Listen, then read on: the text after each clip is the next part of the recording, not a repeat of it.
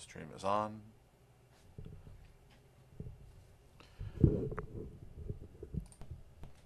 Audio check.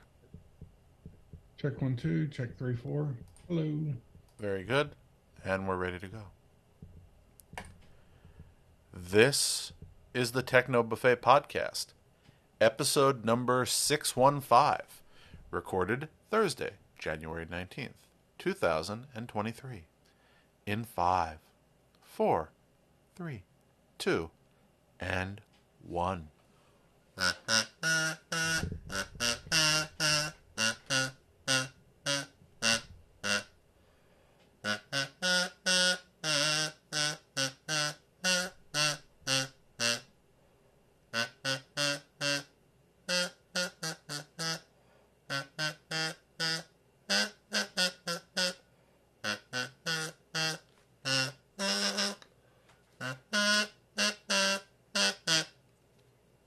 Dum-dum-dum. Welcome to another exciting episode of the Techno Buffet podcast. Now with Jerry Jones. Yep, hello. That was me prompting you that you were Tell you here. what, To I am remind here. you were here. I am here. And we're here to talk about stuff. And we have stuff to talk about. We do? I think that brings us almost up to date. I tried to spread it out a bit, but I don't want to go too far from what's going on in the world roughly at the time we're talking about it. So, did you do any home-related things this week? Or have any technology epiphanies? So I found a I don't even remember the name of it, but I got these LED lights. They're RGB WW. So it's like they've got an RGB light, they've got a cool white light, and they've got a warm white light. Okay. These are the ones you were And trying to solder, right? yep. So I got those all soldered and installed and Zigbee controlled, and there they are. They're Do they bring you joy? kinda. They're not super responsive. They're not like WLED, right? Is Very responsive. extremely responsive, and the GLED PTO Zigbee control box. Yeah. Not only is it not very responsive, but like it Can you change the you control switch it box? from one color to another, it doesn't go to that color as much as it kind of cycles to that color. You Can, know? can you change the control box without changing the lights? Yes, You gonna give that a try? maybe Okay. That works. because I'll need to figure out like okay, so this thing the way I have it set up now, it's a power supply into a box, and then the six LED wires go into the box. Well, if I was to get an ESP32 or 8266 or whatever, Yeah. put WLED on it, I don't think that would cover the the voltage, or not the voltage, the current needs. But there are ways around that. Right, but it seems complicated. That's the reason why I avoid that type of complication. And they're also 12-volt lights, not. Yeah. I think 5-volt lights would be better for something I'm going to run off of WLED. But you don't necessarily need to run the lights off of it. You just need to control them off of it. That's back to that complicated problem again. Well, so it's got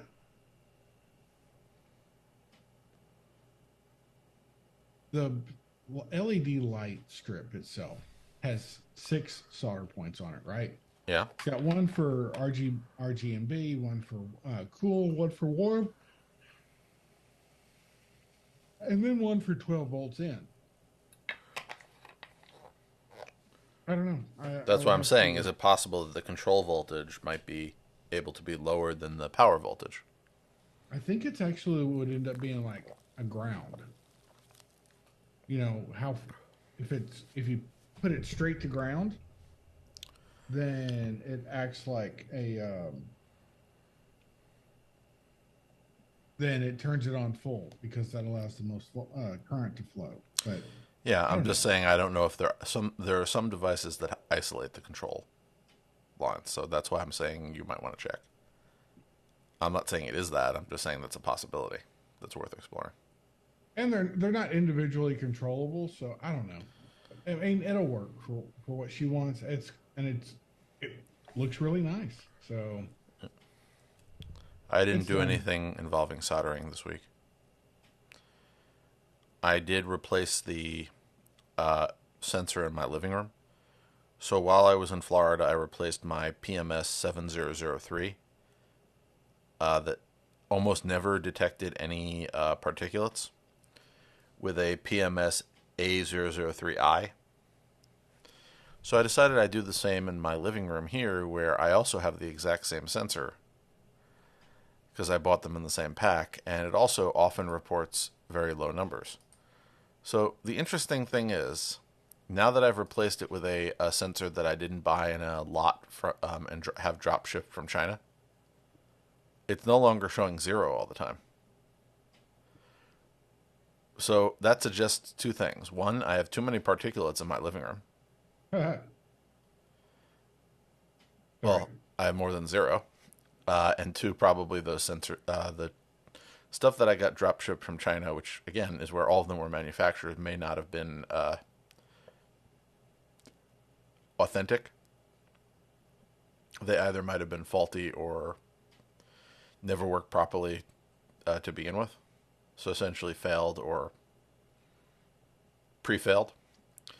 So at least if I'm buying from this one came from Adafruit, I'm reasonably certain their stuff is of a certain level of quality, even though the price point is a bit higher.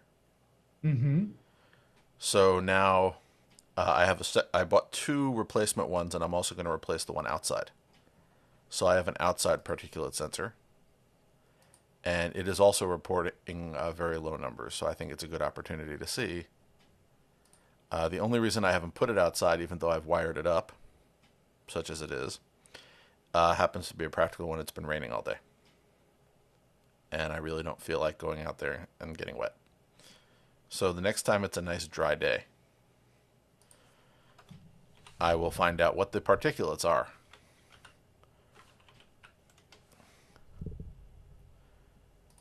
Meanwhile, at the other site in Florida, let me just see how bad are they there. I haven't looked today. I have to know what my parents are breathing in.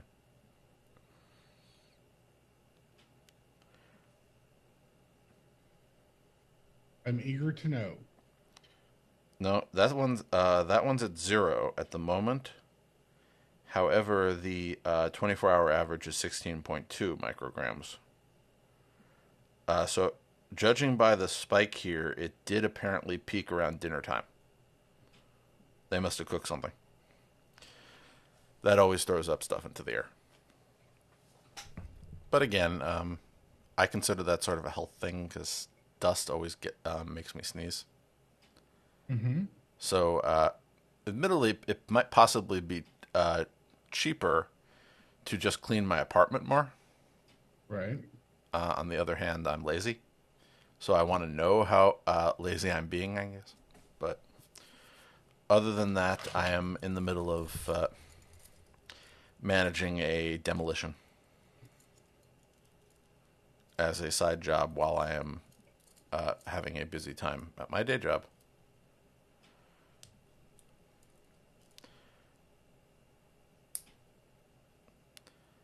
Cool. Basically, my parents asked me to deal with a contractor doing a repair on a rental property they have. The contractor does not want to talk to my parents. I can understand that. Why? What do you have against my parents? Nothing, but some people, contractors are like that, man. They're people too, and some people are overly demanding. My They are not understanding of the trials and tribulations of being a contractor. in this case, it's not so much that as the contractor is convinced that my mother doesn't understand what he's talking about. He wants me to translate. Apparently, I speak fluent contractor. Namely, I know just enough about that stuff to be dangerous, but not enough to be good at doing it myself. Anyway, hopefully I translated correctly. But that's going to be a long time because that apartment has not had a major refitting since 1977.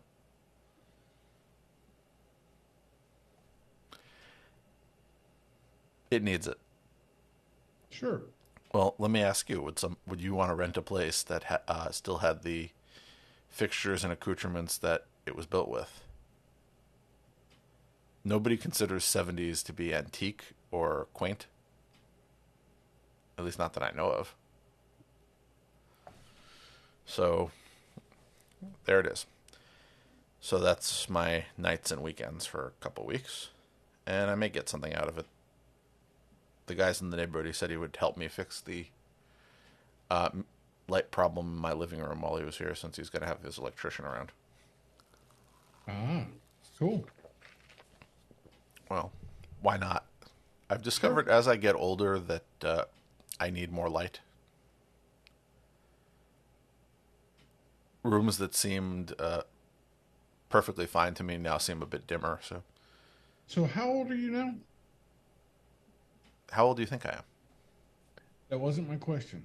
I'm just curious. Roughly, I'm not asking you to give any. Age range do you think I'm in?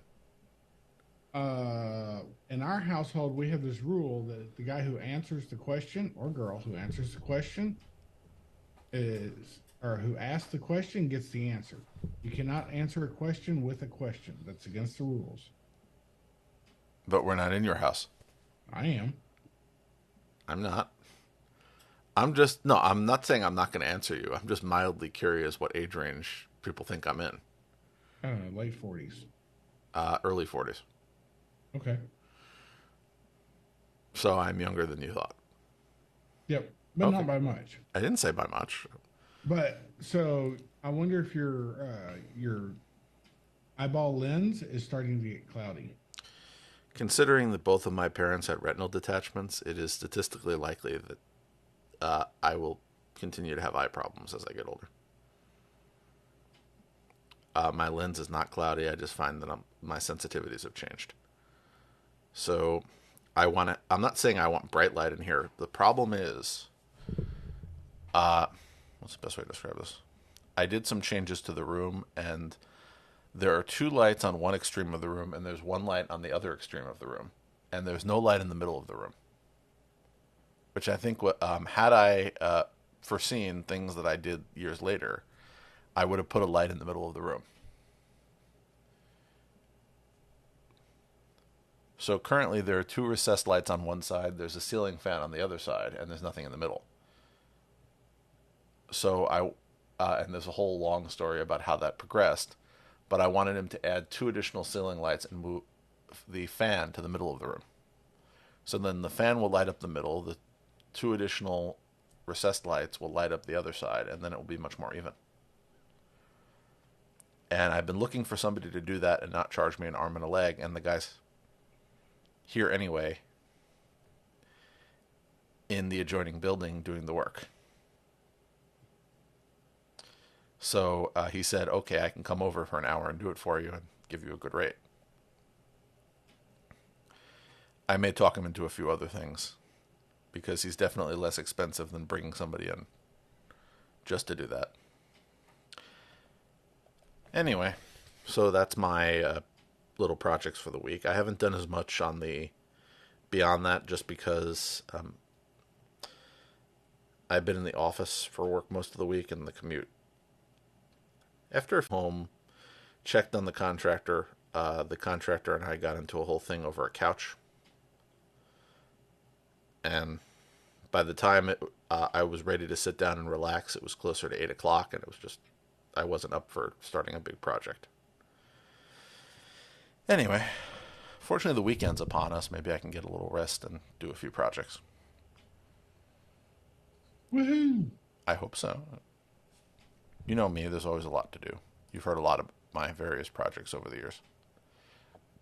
So let's talk about a few things that I've recorded over the last 2 weeks.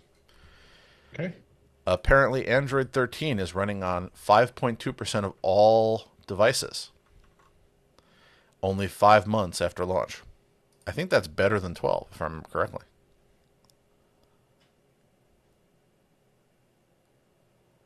It is pretty quick. Yeah, 12 and 12L account for 18.9%, which is an increase from August's 13.5% figure. And then the older versions are starting to drop again.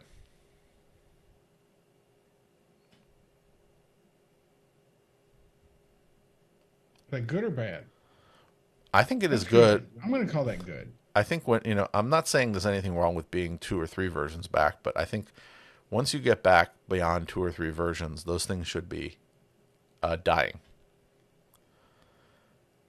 Because there is no attention you paid to them even for security and maintenance.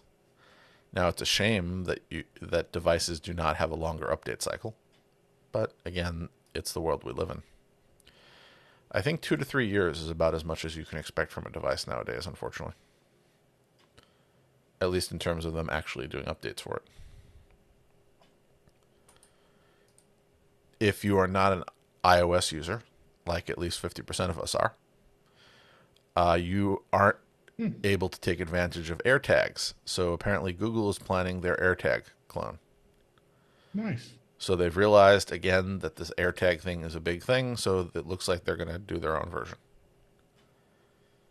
Now, my guess is it's going to be third party, that they're going to have ones that are compatible that can be developed by people other than them. Whereas I believe AirTag is sort of proprietary. So we'll see. Yeah. No, but essentially, if you build the software infrastructure to do this, then and allow other people to access it, you can still have your own product, but you can add some other things.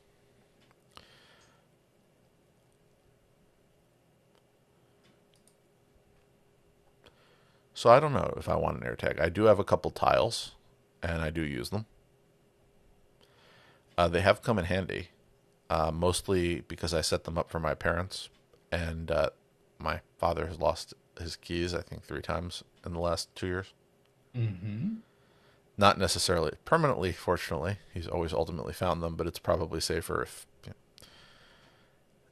there's a way to find them. Things happen. So if you are a Google Translate user, so we're on a Google roll here, which isn't surprising. Apparently they've added a whole bunch of offline languages to Google Translate. So you can now download translation for Basque, Sabano, Chichewa, Corsican, Frisian, Hausa, Hawaiian, Hmong, Igbo, Javanese, Khmer, Kinyar, Wanda, Kurdish, Lao, Latin, Luxembourgish, Malagasy, Mori, Myanmar, Burmese, Odia, Samoan, Scots Gaelic, Suslo, Shona, Sindhi, Sudanese, Tatar, Turkmen, Uyghur, Xhosa, Yiddish, Yoruba, and Zulu. I need that Yiddish one. There are certain parts of New York where that comes very much in handy. And it's always been something to my embarrassment that my grandparents used to speak Yiddish and I never picked up enough of it to be fluent. Mostly because they were usually using it when they didn't want me to know what they were talking about. Anyway, that's a whole other conversation. But nice to see all of these languages available. Yep. I have to try Scots Gaelic. Because you never know when you're going to be in an emergency where you need Scots Gaelic around. Okay. I've always Hard wanted to to argue go. with that.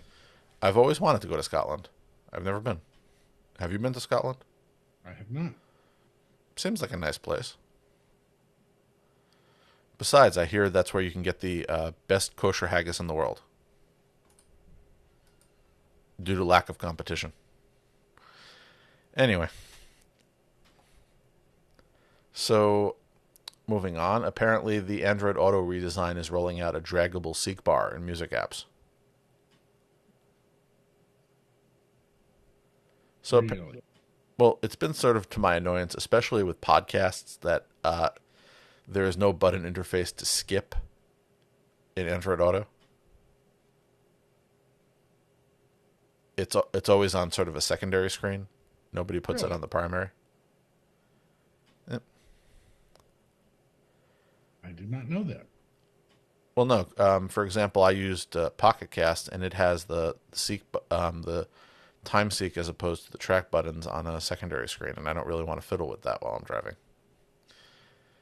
Anyway, things happen, but most of the time I'm more involved with the driving and don't necessarily want to seek, but I could recognize why I might want to do that at some point.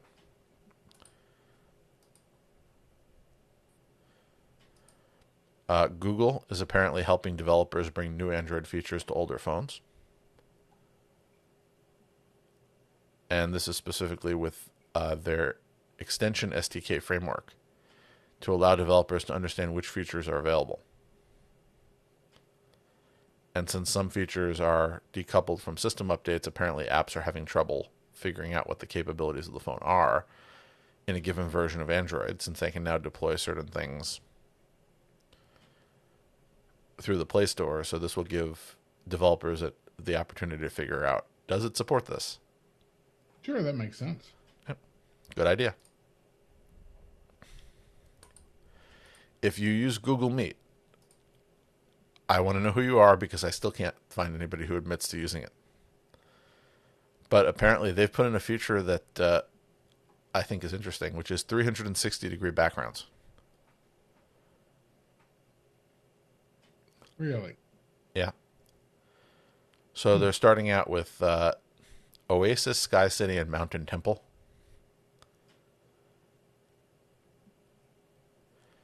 So this is basically if you're using your phone. So if you're somewhere on Meet on your phone, it'll use the gyroscope and orientation data to move as you move your phone.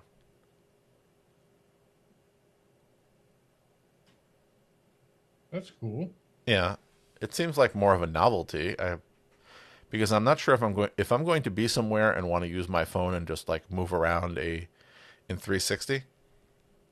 I don't know if I want the fake background. The only reason I could think of to be on my phone on a Meet video call and wanting somebody to see 360 degrees around me is if there's something there to actually see that's real. Yep. I'm not going to say, "Oh, look, I'm walking around in a circle. You can see the fake 360-degree view behind me." Isn't it pretty? Either way, I think it's interesting. I like the idea sort of that your backgrounds could be a little more than static. I want the background, the sort of animated background where in the background things are happening. Like, people are walking behind me doing things. Yes. It looks like a lively place. Anyway, if you use Google TV, which I've said that I've been increasingly using, future Google TV remotes will have a self-charging battery powered by indoor light. Wow. Nice. Well, this is my Fast problem. charging. I want a better integrated Google TV experience in my living room because I'm still having trouble where the Roku inside the TCL TV and the Google TV I attached to it are fighting with each other for dominance. Mm-hmm. But I don't want to replace the TV. There's nothing wrong with it right now. But with this, again, maybe I would replace the remote. Although, admittedly, there's still some buttons I'd like on the remote that aren't there. But, different problem. It really annoys me that every company wants to put on, 15 extra buttons that they get paid for, and they won't let me pay them to not put them there. So the Google TV remote has a YouTube and a Netflix button. This picture has a YouTube, Netflix, and then two blank buttons below it. It would be nice if those buttons were customizable. The way that Roku has realized that their premium remote has a 1 and a 2 button that you can program.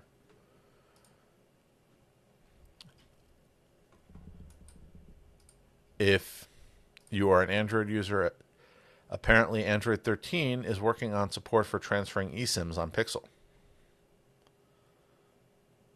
So this is part of the QPR2 update. So iOS currently has this, but apparently they're trying to make this work. That could include converting a physical SIM profile into an eSIM, transferring eSIM profiles between devices, etc.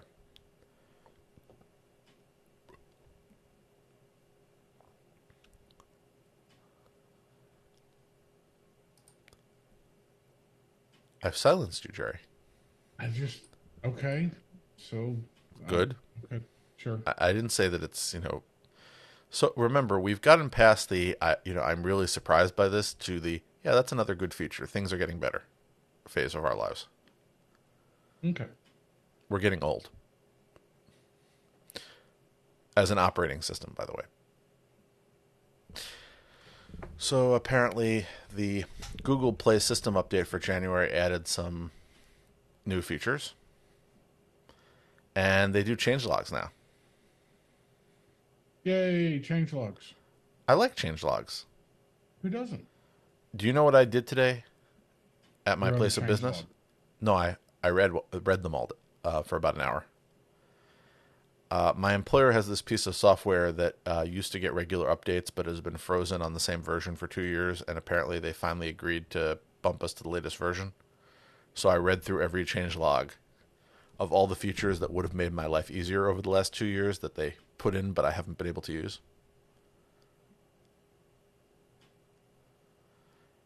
Then I made a list of all the things that will be coming when they do the upgrade in 2 weeks that I will be able to play with.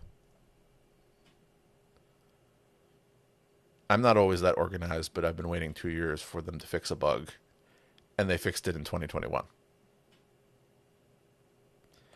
Anyway, sorry, that's my pet peeve about software updates. So this software update again includes some optimizations, Play Connect, and again, the developer features to support device connectivity related developer services in their apps. So not a bad thing. And I have not gotten to the January 2023 update for my phone because they said there were some Bluetooth problems with it. So I decided to just wait until I heard that they were resolved. The phone hasn't asked me anyway, so I assume that. Yeah. Moving along. If you are a fan of Chuck E. Cheese, how's this for a topic? Who's not a fan of Chuck E. Cheese? People who like good pizza? You don't go to Chuck E. Cheese for the pizza. Obviously. Sorry, I'm not going to make any more fun of Chuck E. Cheese, but I always liked that competitor. What were they called? This is going to bother me.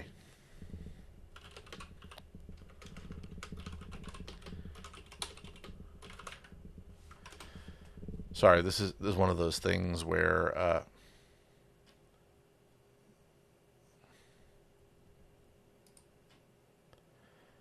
yeah, I think it was the Showbiz one that I'm thinking of, which was one of their competitors. Anyway, apparently somebody posted a video documenting the process of installing a new song and dance show on a Chuck E. Cheese animatronic system, a process that involves a 3.5-inch floppy disk and 2 DVDs. Yay! Well, apparently it's the last update before they take out the animatronics entirely.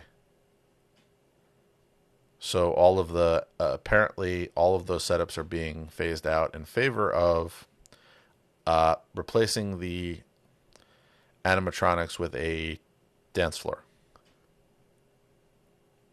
So animatronic Chuck E. Cheese is on its way out. Oh. I think that's sad. Yep. I just like the last line of the Ars Technica article on this. After entering a password into the archaic backlit LCD panel, Chuck begins his last dance, the culmination of a robotic legacy that stretches back to 1977. And he'll keep dancing until they pull the plug later this year. Anyway.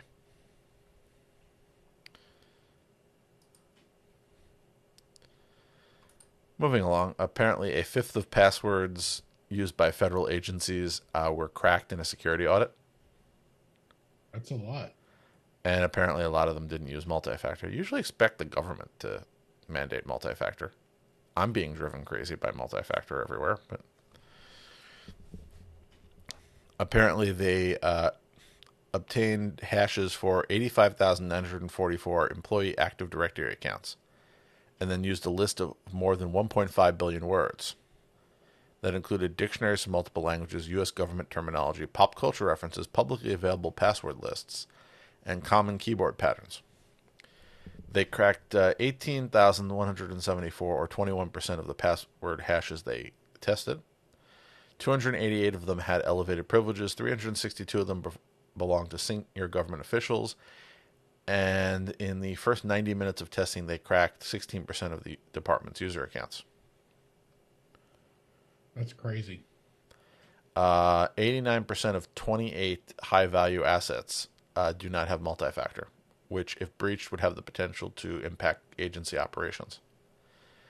The most commonly used passwords, password-1234. Why is it that is still a thing? 478 people thought that was a good idea. Along with password 123 $, and password 1234 without the dash, and password 1234 with an exclamation point. And of course, 1234 password $. All popular. By the way, here are the ones where I think this is them not changing the temporary password that IT gave them.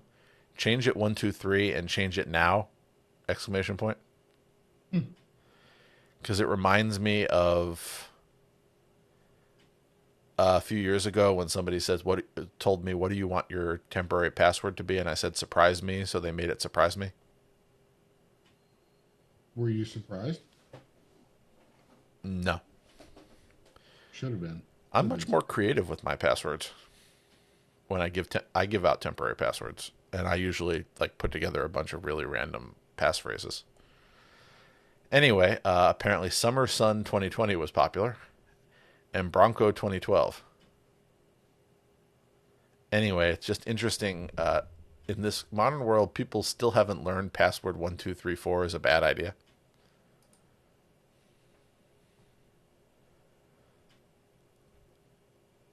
I wonder if people just don't think it's that important. Well, I don't know. As I said, I have to do more password hygiene on my new Bitwarden account because even though LastPass wasn't technically breached on the password side, I think it's probably a good idea to change a bunch of things. Some of them I'm sure are overdue. Moving along, here's a depressing thing. England just made gigabit internet a legal requirement for new homes. Wow, that's crazy.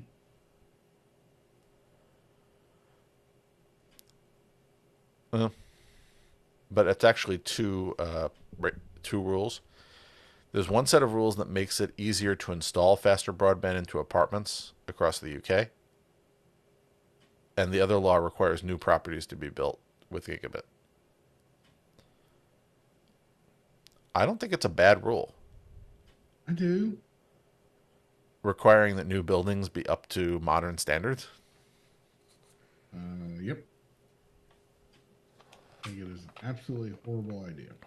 Well, the new legislation was after a 12-month consultation that indicated 12% of the 171,190 homes constructed in England did not have gigabit broadband access upon completion. And apparently 72% of UK households have gigabit broadband access, and they're targeting full nationwide gigabit compatible broadband coverage by 2030. So the basic idea is if the country's goal is to get technology infrastructure to 100% of their citizens, and people are building new construction that does not meet the ability to have that added,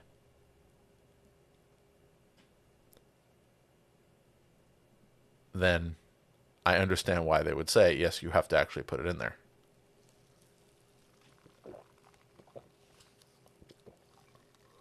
Mm-hmm. And there are other parts of it. For example, the new regulations over the last few years allow broadband providers to seek access rights via court if landlords and landowners don't respond to installation requests within 35 days. So they're saying that if the landlords and the landowners don't respond promptly to why they do not want the wires to go across their property, then the broadband provider can go to court and say they're not responding. We're trying to provide service to the public.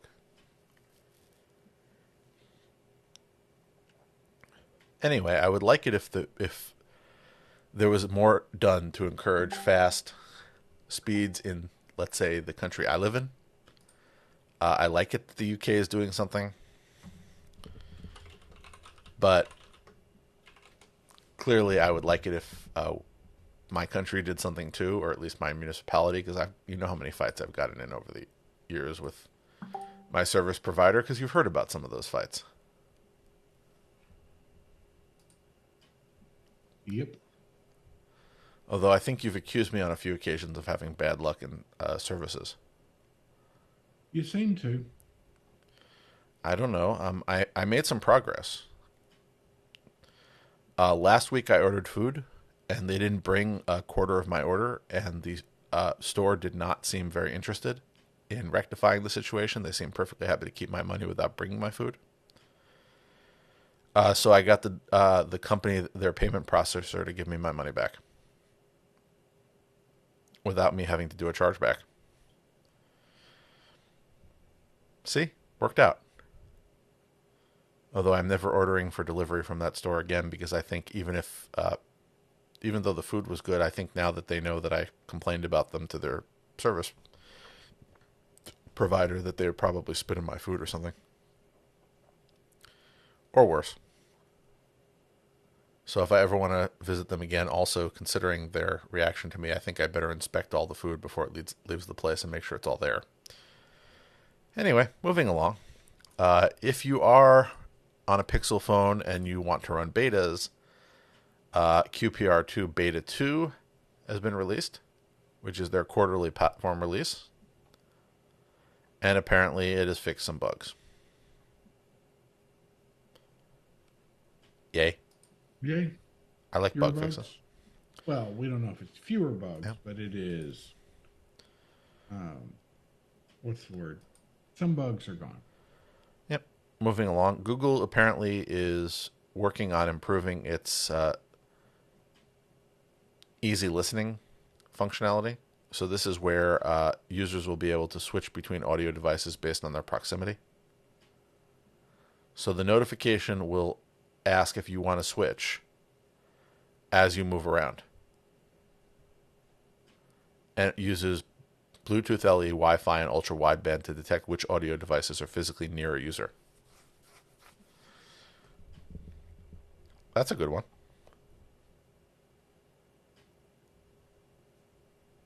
Cool. Well, I've always had that problem. I have, Google Smart displays in various parts of my apartment. One in the kitchen, one in the living room, one in the bedroom. And it would be interesting if as I walked through, it would just seamlessly move between them instead of me either putting them all on or having to manually switch it.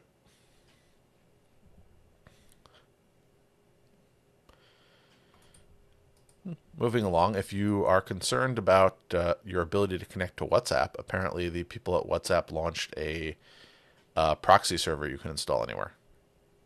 Ooh. That you could either just use for yourself or you can set it up and share it with other people. So essentially it is like a little open source project to relay WhatsApp traffic. Interesting. Yep. Fortunately, I'm not in a place where WhatsApp is blocked, although maybe that's unfortunately.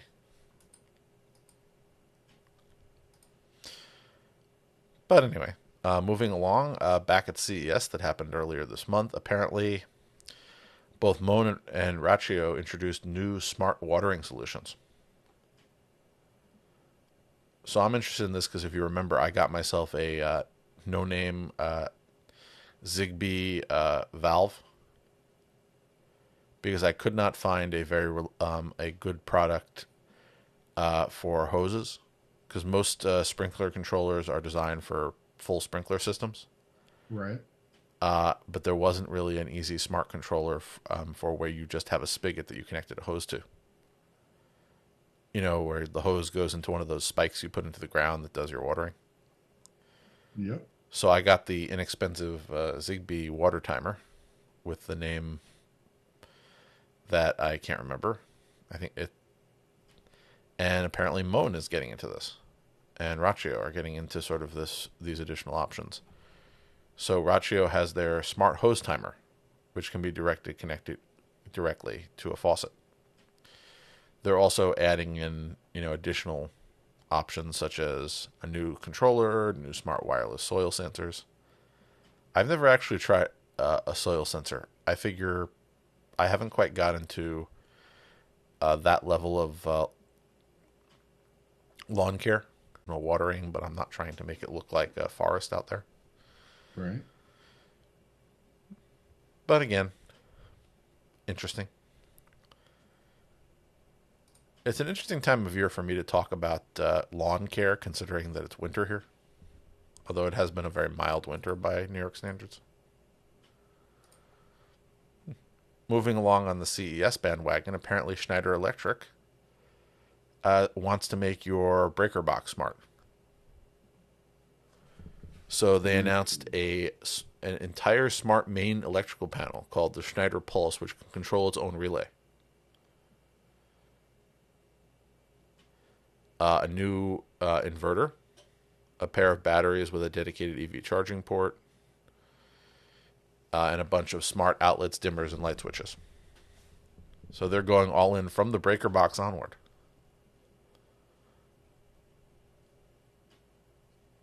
Neat.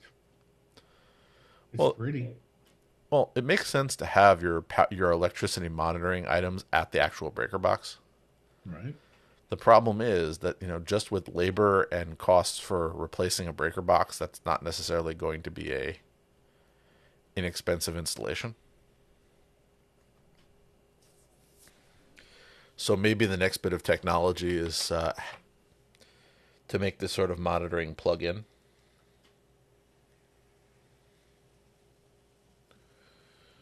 Essentially, some way that the box can be built with the monitoring component, but then the actual intelligence is an add-on. Like your breaker box has a port that you plug into. Yep. Which would be useful. I don't know. I looked into the concept of, an electric vehicle charger. I'm not buying an electric vehicle, but I was just curious about it. Right. I'm wondering, what the future is going to be on that. Will more people have electric cars in the future?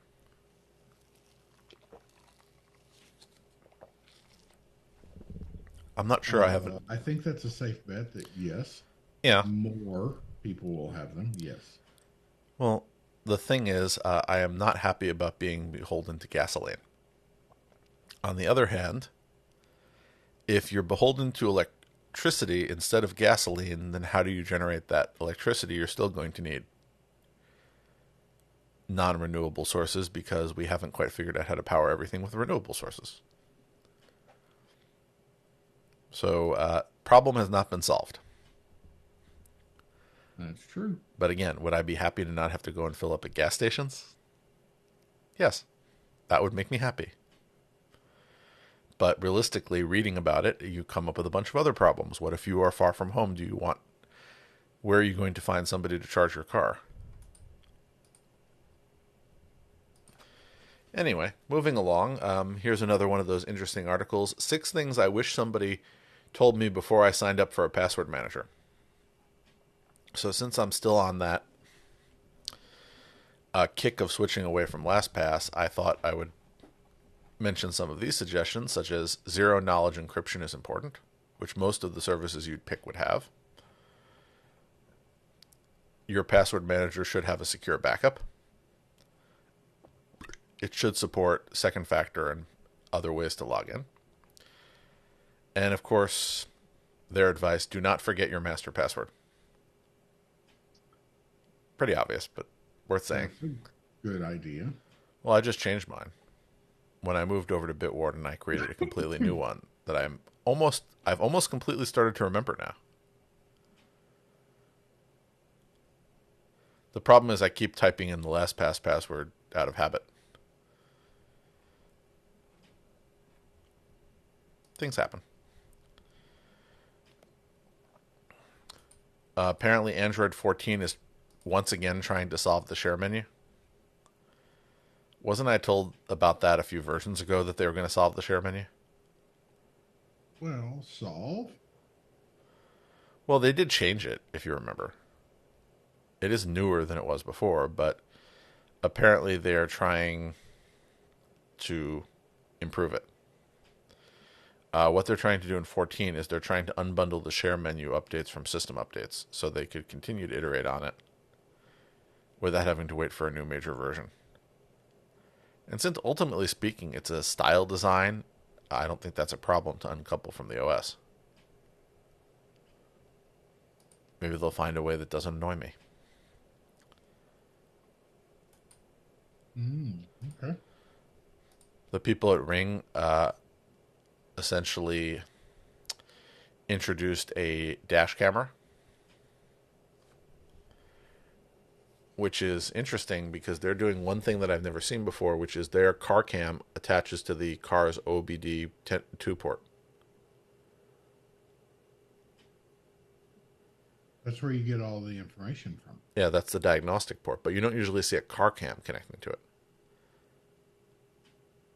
Usually car cams are just powered by the cigarette lighter. Okay. So this is the first one I've seen. And then again, it has LTE and Wi-Fi. So if I have to go pay for an LTE subscription for my car, that seems like it's unnecessary for me. I'd probably rather go for a built-in. You know, You one of think the so? No, I'm saying I'd probably rather go for one that has a card in it that will only connect and transfer the footage when it's on Wi-Fi. I'm just saying, why do I need LTE connectivity for my car cam when I'm on the road? I want it to be recording. If it has onboard storage, it should be recording continuously, and when I get to my home base, let it transfer the data then. All right. What if you never make it to your home base? Then it's stored in the device. What if the device is crushed? Then I'm likely in the car with it, and I have bigger problems. Fair. By the way, they also announced in the same Android Police article that they announced the peephole cam at CES 2020, which amuses me. So Android Police writes, Ring also unveiled the peephole cam that can be installed over the existing peephole in your door. It's available today, starting for $130, making it cheaper than the first peephole camera. So they didn't unveil it. They released a new version of a product that had been previously discontinued because I have a peephole camera. Yeah. So I think it's inaccurate to say that they unveiled a peephole camera. They unveiled a new peephole camera. By the way, the peephole is very useful for certain situations where you would choose to use it. Right. So I have to endorse the peephole cam for those situations. I use it to watch the front door of my building. It's easier than trying to wire up a camera in that area. Anyway, moving along, Samsung apparently had its new wireless smart hub, which I think we mentioned before, but the hub has wireless charging built in. So I'm just wanted to ask, why does your smart home hub need a wireless charger on top of it so nobody notices it's a smart home hub? That's an excellent question. Yep. And the founder of Creative, Sim Wong Hu, has died. Oh no. Well, you remember Creative Technologies. This is the guy behind the Sound Blaster.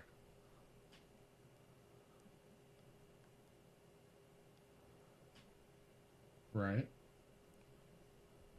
So he's regrettably passed away. Oh no. I'm sad when anybody passes away. Admittedly, I didn't know the band, but I certainly use the products. I use plenty of Sound Blasters over the years. Yes. They Very even true. they even in the article from The Verge when they talked about it mentioned something that I have not thought about in years, which would be the Dr. Spatzo test app. Do you remember that? No. It was this test app, and it was essentially a synthesized voice which did like pseudo psychology, so you could type in your problems and it would like write back. Apparently, there's a web version.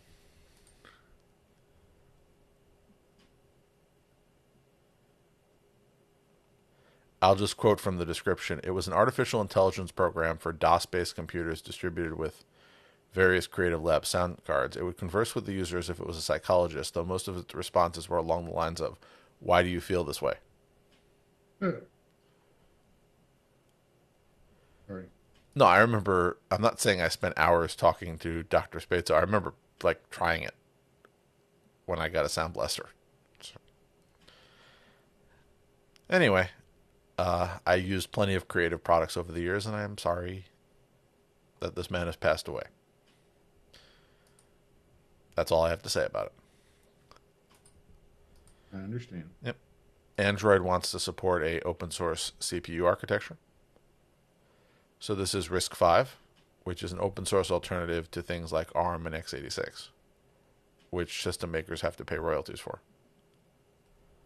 It's been around for a while, but apparently Google is committed to making Android run on a RISC-V architecture. So that might open it up to people developing products using that architecture that doesn't have the licensing fees, Right. which is a potentially good thing. Do you not think? I do think. Yeah. So nobody has announced a product. However, I think this is a very forward-looking move for Google to say, well, we'll do the development work for this to work on this type of thing, and then developers and hardware manufacturers can do this. Okay. Moving along, apparently the Air Fuel Alliance has released a wireless charging standard. So these are the people who want to wirelessly transfer energy with a few meters. Because what I really want is large energy waves to be passing through my body continuously. I'm sure that can't hurt. But we'll see what happens when they get to an actual product. And Qi 2 is on its way. So this is the new version of the Qi standard, which is the big wireless charging standard. And Qi 2 will look to essentially bring MagSafe tech to Android devices. Oh, neat. So that's the idea for anybody who's never used it, that a magnet aligns your wireless charging. That solves a kind of big problem. It does. So I'm not against this, and I appreciate, what I don't care if it was Apple who did it or not. I'm not one of those people who says, "Oh, it's Apple, they can't do anything right." I just say when they do it, they have a skew on things that I don't always like. But anyway, so the new version and the new standard will be up to 15 watts initially, and they're going to, after they complete the specs, they're going to be working on the specs for higher wattage versions. But the idea is it will take all of these improvements, including the MagSafe concept, and start releasing that. So, yay. Mm. The Qi charger and causing parts of my phone to get too hot. Yep. as I mentioned earlier, I put in an article about it. The people are seeing Bluetooth and Android Auto issues following the January Pixel drop, which is why I didn't run it. And one final story, Google TV and Android TV now on over 150 million active devices, up 40 million since last year. That's a lot. So I think Google, after Android TV didn't really work out because they didn't really push it in the right way, the Google TV flavor of it, I think, is catching on. So that's first because the Google's Chromecast came out, the one with Google TV on it, at a reasonable price point, and of course the various companies that started making Google TV hardware, TCL, Hisense, etc. Right. So that's good. As I said, if I needed a new TV, I would go in that direction, but don't need one. So lots of good things this week, but we've run out of things on this list. Wow. I thought it seemed like a giant list, but we got through it, Jerry. We did. Yay us. I'm sorry? Yay us. Yeah, yes. Go team Techno Buffet. Yes. So do you have any final thoughts? It's so late. I don't know. We're back to that. Are we getting too old for this? I don't know. Maybe. I was referring to recording at 9 o'clock. Maybe we should record at a time more befitting to our age, like a early bird buffet. I have noticed that over the past few months, my sleep schedule has shifted, and now instead of staying up late, I'm more in bed at this hour. So maybe an earlier time would be good. Okay, well, think about what. How about this? I don't think we should change it for next week, but think about what time would work for you, or like 3 or 4 different options, and we'll talk about it before the next recording. All right. And if anybody out there has any suggestions, just I'm going to put it in a different way for other people. We still do the live recording, and most of the time I have the live version on YouTube, unedited, unfiltered, where you can sort of go into a YouTube live chat and say things, and we'll respond to them in real time unless they're obnoxious, which so far we've been lucky about. But what time of day would you be more likely to sort of show up and engage with us? Because we like engagement. Yep. In fact, we did get a letter. What? Yes. Ooh. So this letter came Can't in be on... a good letter, or you would have brought it up earlier. No, I thought I would save it for the end. Oh. This was sent less than a week ago, but it's about episode 613 as opposed to episode 614, which was last week's. So just keeping that in mind. I'm popping in to let you know I'm still listening. Regarding your discussion of the merits of consuming this podcast in audio versus video form, there's another factor to consider. I consume podcasts while driving, traveling, and doing mindless tasks like cutting the lawn.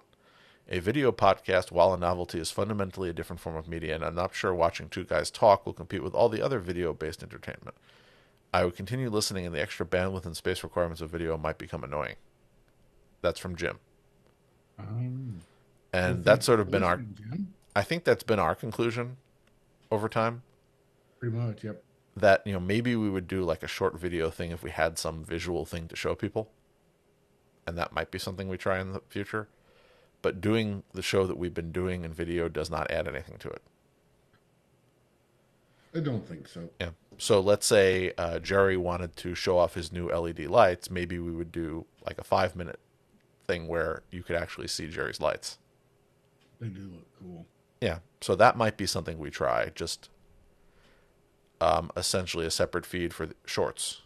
But I can't see us doing the show that we do in video, even though I'd be willing to try it if that's something people really wanted. But the amount of work we'd have to put in, Jerry would have to comb his hair. Yep. And, maybe he'd have to put up lighting and... Put on pants. I thought lighting was more podcast appropriate, but okay. Yes, you would have to be dressed if you were on camera. Yep. See? That there would be an effort. Technology would have to be developed. processes would need to be put in. You know, like we'd have to do video editing, or I'd have to do it because I currently do the audio editing. And I've worked very hard to try to make the audio editing as minimal as possible. So you're hearing very close to what actually happened. You know, I trim a little at the beginning, try to get rid of really long pauses. I was a little more aggressive about that in the past, and I think I went too far in some years.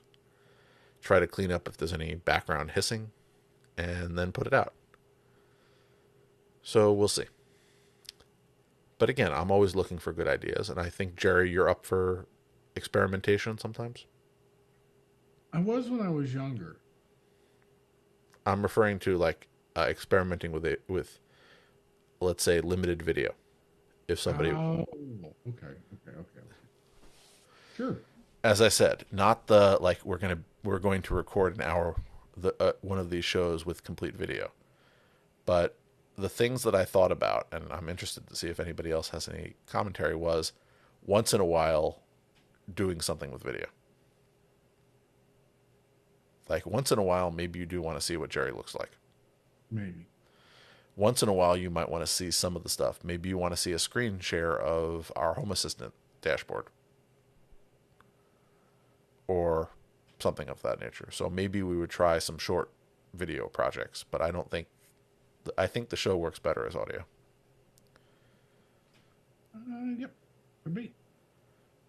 And I'll quote Jerry, weren't you the one who said that you have a face for radio? I do.